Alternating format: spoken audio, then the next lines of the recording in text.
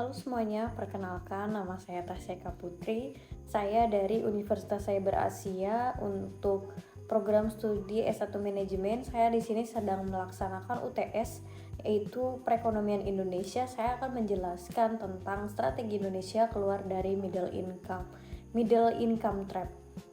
Untuk dosen pengampu yaitu Bapak Abdul Razak SEMM. Langsung saja saya akan mempresentasikan untuk strategi Indonesia keluar dari middle income.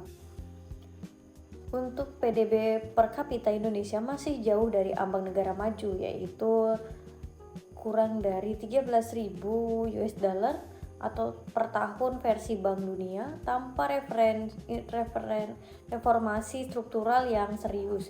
Indonesia berisiko terjebak dalam kondisi pertumbuhan melambat saat biaya tenaga kerja naik, namun produktivitas belum cukup kuat mengimbanginya. Untuk reformasi struktur penerimaan negara, rasio pajak Indonesia hanya 10-11% dari PDB, jauh dari rata-rata ASEAN yaitu 15-20%, membatasi ruang fiskal untuk investasi jangka panjang.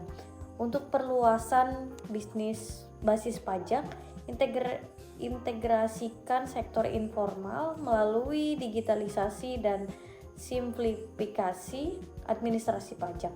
Untuk optimalisasi SDA, skema bagi hasil minerba dan migas yang lebih adil dan transparan. Untuk pajak kekayaan, kaji pajak properti dan warisan progresif untuk kurangi ketimpangan. Untuk pembatasan teks atau evasion, perkuat AEOL dan kerjasama internasional untuk mengejar pelarian modal. Kebijakan fiskal dari belanja konsumtif ke produktif. Untuk realokasi subsidi energi dialihkan ke pendidikan vokasi, R&D dan kesehatan ibu dan anak. Untuk infrastruktur berkualitas, yaitu pelabuhan, jaringan logistik, dan infrastruktur digital, bukan sekedar jalan tol. Untuk investasi SDM, yaitu anggaran pendidikan 20% APBN difokuskan pada kualitas guru dan link and match industri.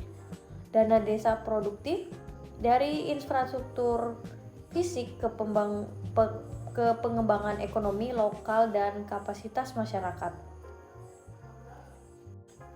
Untuk desentralisasi fiskal yang efektif, ketimpangan antar daerah adalah wajah middle income trap. Daerah kaya atau SDA tidak otomatis maju secara manusia.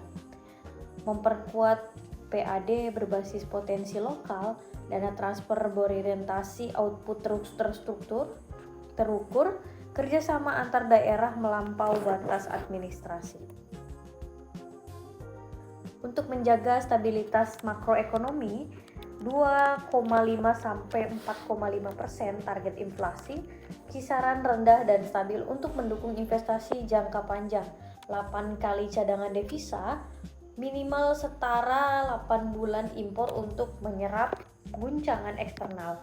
Untuk Bank Indonesia harus memastikan inflasi terkendali dan nilai tukar relatif stabil. Tidak kepastian makroekonomi adalah racun bagi investasi jangka panjang yang dibutuhkan untuk lompat ke status negara maju. Untuk kebijakan moneter, pendalaman pasar keuangan dan kredit proaktif. Untuk nomor 1, pasar obligasi koperasi, perusahaan tidak hanya bergantung pada kredit bank. Nomor 2, inklusi keuangan digital, fintech dan bank digital menjangkau UMKM dan unbankable. Nomor 3, penguatan pasar modal, dorong IPO perusahaan teknologi dan manufaktur. Nomor 4, instrumen pembiayaan jangka panjang, green bonds, suku infrastruktur, reksadana penyertaan terbatas. Sektor keuangan yang dangkal berarti tabungan masyarakat tidak tersalurkan efisien ke investasi proaktif. Perbankan juga perlu menurunkan speed suku bunga yang masih tinggi dan mengarahkan kredit ke sektor prioritas, manufaktur bernilai tambah tinggi, pertanian modern, ekonomi digital, dan energi terbarukan. Regulasi makroprudensial harus diperkuat agar kredit tidak hanya mengalir ke sektor konsumtif dan properti spekulatif. Untuk selanjutnya ada kebijakan utang. Utang sebagai instrumen, bukan beban. Korea Selatan dan Taiwan pernah berutang namun memastikan utang digunakan untuk membangun kapasitas produktif. Untuk resiko dan risk mismatch, kondisi saat ini utang USD penerimaan Indonesia IDR. Untuk mitigasi, handling wajib ekspor berdemonisasi USD. Untuk resiko maturity mismatch, yaitu kondisi saat ini utang jangka pendek untuk proyek panjang. Untuk mitigasinya, restrukturisasi tenor penjangkauan, panjangkan jatuh tempo. Untuk debt service ratio, untuk kondisi saat ini proporsi cicilan terhadap ekspor. Untuk mitigasinya, jaga di bawah 20% sebagai threshold aman. Resiko konsentrasi kreditur, kondisi saat ini ketergantungan satu negara atau lembaga. Untuk mitigasinya, diverifikasi sumber pembiayaan. Kebijakan utang, arahkan utang ke sektor produktif, infrastruktur transformatif, bukan prestisius, melainkan yang mendorong ke konektivitas produk dan distribusi. Green financing, green bonds and climate finance untuk ekonomi berkelanjutan dengan harga lebih rendah. Untuk transfer teknologi, pinjaman disertai kewajiban alih teknologi, pelatihan SDM dan pengembangan industri. Untuk transparansi dan governance, debit management official independent, publikasi data real time, dan debt scaling ketat, audit cost dan benefit. Untuk selanjutnya yaitu sinergi kebijakan, integrasi ketiga kebijakan. Nomor 1, fiskal sehat, ruang untuk investasi SDM dan infrastruktur. Nomor 2, moneter stabil, biaya modal rendah, investasi swasta mengalir. Nomor 3, utang produktif, percepat kapasitas produksi dan teknologi. Nomor 4, kenaikan produktivitas dan nilai tambah ekspor.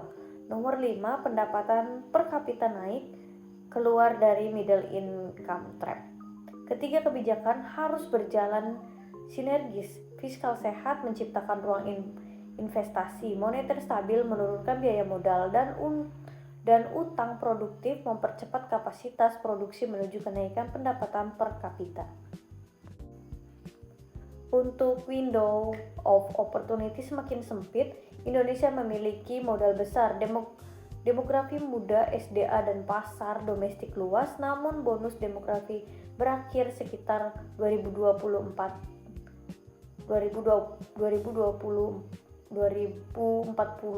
Transformasi harus dimulai dari hari ini. Reformasi institusional, penegakan hukum, pemberantasan korupsi, kepastian investasi. Untuk kualitas SDM yaitu pendidikan relevan dengan kebutuhan industri masa depan. Untuk transformasi industri dari komoditas mentah ke manufaktur dan jasa bernilai bertambah tinggi. Untuk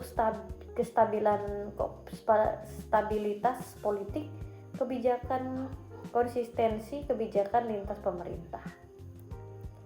Sekian dari presentasi saya untuk agar Indonesia bisa keluar dari middle